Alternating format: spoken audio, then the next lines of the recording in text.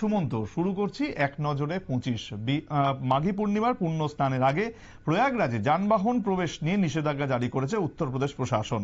তার প্রভাবে আশেপাশের জেলা এবং রাজ্যের জাতীয় সড়কগুলিতে দেখা দিয়েছে তীব্র যানজট। বিহারের সাসারামে জাতীয় সড়কে 35 কিলোমিটার দীর্ঘ যানজটে আটকে পথেই রাত কাটালেন পুণ্যার্থীরা। ঠান্ডায় না খেয়ে যানজট কাটার অপেক্ষা জাতীয় সড়কে আটকে আছেন লক্ষ লক্ষ পুণ্যার্থী।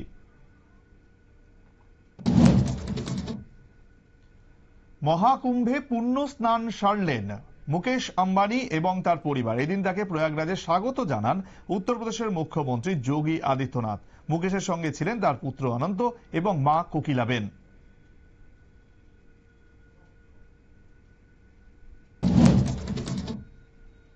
এক কৃষকের 30 কানি রাবার বাগান আগুন লাগিয়ে পুড়িয়ে দিল দুষ্কৃতীরা।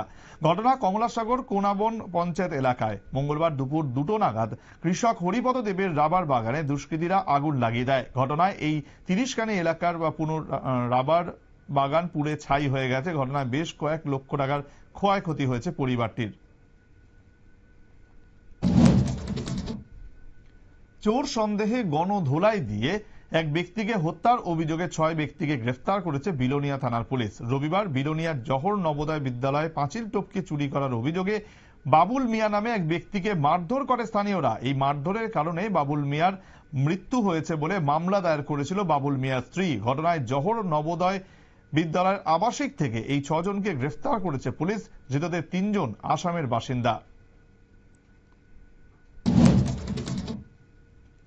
14 বছরের নাবালিকাকে ধর্ষণের দায়ে কৈলাসহর ফুলবাড়ি কান্দি গ্রাম পঞ্চায়েতের বাসিন্দা মুজিব আলীকে গ্রেফতার করেছে কৈলাসহর মহিলা থানার পুলিশ। সোমবার মুজিব আলী গৌরনগর এলাকার এক নাবালিকাকে ফুসলিয়ে গাড়িতে তুলে নিয়ে যায় মেয়েটির মা। সোমবার রাতে কৈলাসহর মহিলা থানায় মেয়ের নিখোঁজের অভিযোগ জানালে পুলিশ মুজিবরের বাড়ির থেকে মেয়েটিকে উদ্ধার করে। এরপরেই জানা যায় নাবালিকা মেয়েটিকে ধর্ষণ করেছে মুজিব আলী।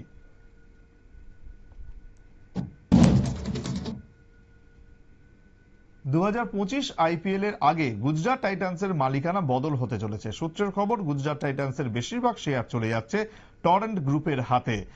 গুজরাটের 67% শেয়ার কিনে নিতে চলেছে টরেন্ট গ্রুপ। এখনো চূড়ান্ত মূল্য ঠিক হয়নি। এই বিষয়ে বিসিসিআই এর অনুমোদনের অপেক্ষায় রয়েছে ক্রেতা সংস্থা।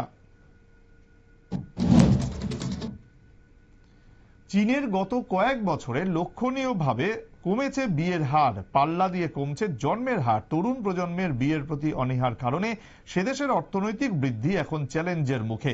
তরুণ প্রজন্মকে বিয়ের প্রতি আগ্রহ বাড়াতে চীন সরকার ইতিমধ্যেই নগদ অর্থ, অতিরিক্ত ছুটি এবং নানা সুযোগ সুবিধার ব্যবস্থা করেছে।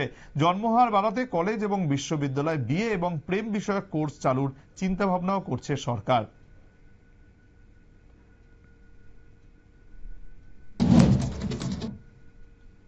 কর্তব্যে চরম গাফিলতির কারণে রাজ্যের 3 পুলিশ কর্মীকে বরখাস্ত করেছে উত্তর ত্রিপুরা জেলা পুলিশ। কর্তব্যে গাফিলতি এবং শৃঙ্খলা ভঙ্গের দায়ে শিবু দত্ত, প্রণব কুমার সিং এবং ধীরাজ নাথকে বরখাস্ত করেছেন উত্তর ত্রিপুরা জেলা পুলিশ সুপার ভানুপদ চক্রবর্তী। দরখাস্ত চলাকালীন তাদের প্রতিদিন উত্তর ত্রিপুরা জেলার পুলিশ হেডকোয়ার্টারে হাজিরা দিতে নির্দেশ দিয়েছেন জেলা পুলিশ সুপার।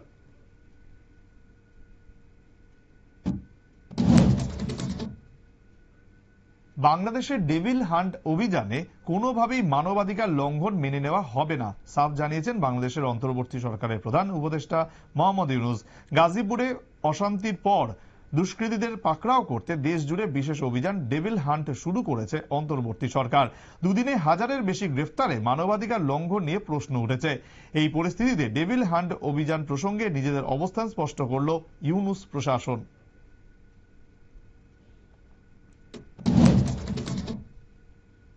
ফ্রান্স সফরে মোদীকে আলিঙ্গন করে স্বাগত জানালেন ফরাসি প্রেসিডেন্ট ইমানুয়েল মাকর। মোদীকে আলিঙ্গন করে এআই দুনিয়া বিপ্লবের বার্তা দিলেন মাকর। দুদিনের ফ্রান্স সফরে এআই সামিটে একাধিক গুরুত্বপূর্ণ বিষয় নিয়ে কথা দুই দেশের। ফ্রান্স থেকেই আমেরিকা সফরে যাবেন প্রধানমন্ত্রী মোদী।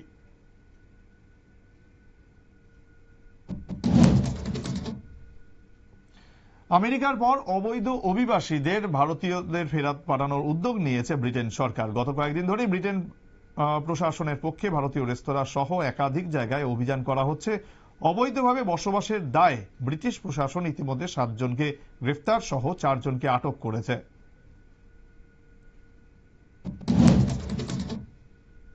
সমাজকে অঙ্গদানের জন্য ভারতীয় ক্রিকেটারদের এগিয়ে আসার আহ্বান জানালো বিসিসিআই। এই আহ্বানে সাড়া দিয়ে অঙ্গদান করতে অঙ্গীকারবদ্ধ হয়েছেন বিরাট কোহলি, শুভমান গিল এবং কেএল রাহুল। বুধবার আহমেদাবাদের নরেন্দ্র মোদী স্টেডিয়ামে অনুষ্ঠিত হবে এই অঙ্গীকারবদ্ধ অনুষ্ঠান।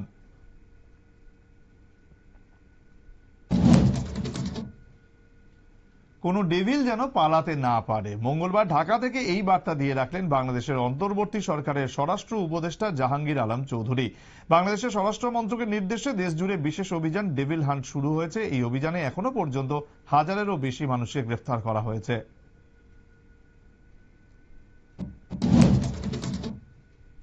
আমতলী থানার সেকের কোট দারোগা বাড়ি ঠাকুরপাড়া এলাকায় এক মহিলার রক্তাক্ত মৃতদেহ উদ্ধার হলো মঙ্গলবার। পারিবারিক বিবাদের জেরেই মহিলার স্বামী তাকে খুন করেছে বলে অভিযোগ। অভিযুক্ত স্বামীকে গ্রেফতার করেছে আমতলী থানার পুলিশ।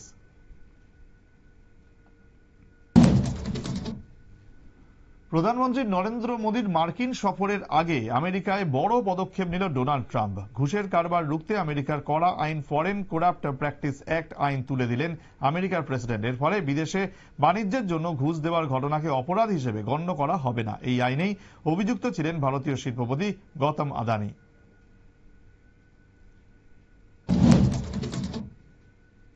শীষমহল বিতর্কে জড়িয়ে দিল্লি থেকে ক্ষমতা হারানো আপ বিজেপির অভিযোগ ছিল এই মহল পাপের মহল। দিল্লি জয়ের পর এবার বিতর্কিত শীষমহল বয়কটের সিদ্ধান্ত নিল বিজেপি। দিল্লির উপরাজ্যপাল ভিকে সাক্সেনাকে চিঠি লিখে বিজেপির তরফে জানিয়ে দেওয়া হয়েছে, নয়া মুখ্যমন্ত্রী এই মহলে থাকবেন না। এই বাড়ি সরকারি কাজে ব্যবহার করার পরামর্শ দিয়েছে দল।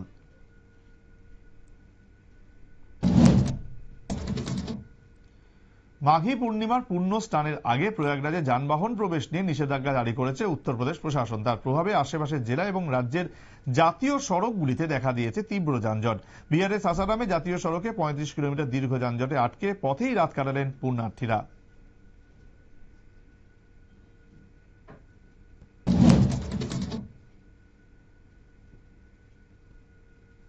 ভারতের প্রধানমন্ত্রী নরেন্দ্র মোদীর আমেরিকা সফরের আগেই বড়সড় শুল্ক ঘোষণা করলেন ডোনাল্ড ট্রাম্প। মার্কিন প্রেসিডেন্টের এই ঘোষণার পর ধস নামল শেয়ার বাজারে। মঙ্গলবার দুপুরে 1100 পয়েন্টেরও বেশি পড়ল সেন্সেক্সের সূচক। গত 5 দিন ধরে নিম্নমুখী শেয়ার বাজার, তার জেরে বিনিয়োগকারীদের ক্ষতি হয়েছে 7.68 লক্ষ কোটি টাকা।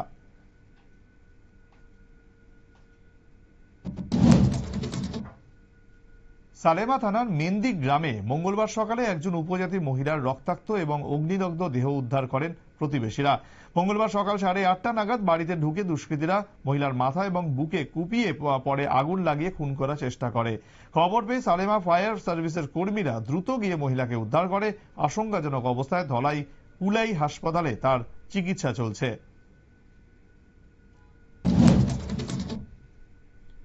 মণিপুরের মুখ্যমন্ত্রী এন বীরেন সিং এর পদত্যাগের পর আলোচনার পথে এগোতে চাইছে দুই পক্ষ। পৃথক প্রশাসনের দাবিতে অনড় থাকলেও এবারে আলোচনায় বসতে চাইছেন কুকিরা। কুকি বিধায়ক পাউলিয়েনাল হাউকিপ এবং কুকি যৌথ মঞ্চ আইটিএলএফ এর মুখপাত্র গিনজা ভুয়ালজং জানিয়ে দিলেন, বীরেনের থাকা না থাকার সঙ্গে পৃথক প্রশাসনের দাবির নড়চড় হওয়ার সম্ভাবনা নেই, কিন্তু আলোচনা শুরু হতে পারে। বুধবার আবারও মাঘী পূর্ণিমা তিথিতে মহাকুম্ভে ভিড় সামাল দিতে প্রয়াগরাজে গাড়ি প্রবেশের উপর নিষেধাজ্ঞা জারি করলে উত্তরপ্রদেশ প্রশাসন। মহাকুম্ভে পদপিষ্টের ঘটনার পরে নড়ে চড়ে বসেছে উত্তরপ্রদেশ প্রশাসন। ভিড় সামাল দিতে নানা স্তরে রদবদল আনা হয়েছে। তা সত্ত্বেও প্রশাসনিক স্তরে অব্যবস্থা নিয়ে প্রশ্ন ওঠা থামেনি।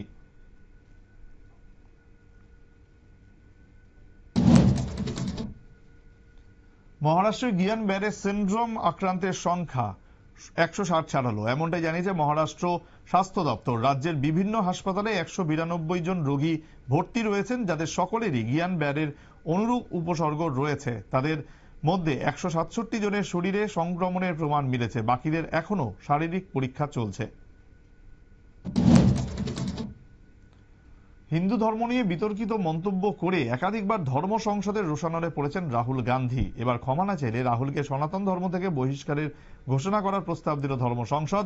ধর্ম সংসদে শঙ্করাচার্য এই বিষয়ে একটি প্রস্তাব পাশ করেছেন। ভারতের প্রাচীন ধর্মের ঐতিহ্যকে অবমাননার অভিযোগে রাহুলের বিরুদ্ধে এই সিদ্ধান্ত নিচ্ছে ধর্ম সংসদ।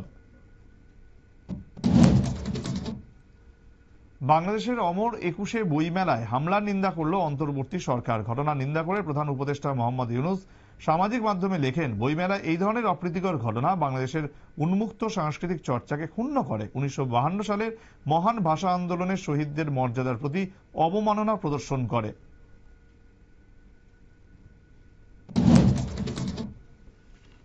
এখন এই পর্যন্তই। অন্যান্য খবরের জন্য দেখতে থাকুন নিউজ ভ্যানগার্ড।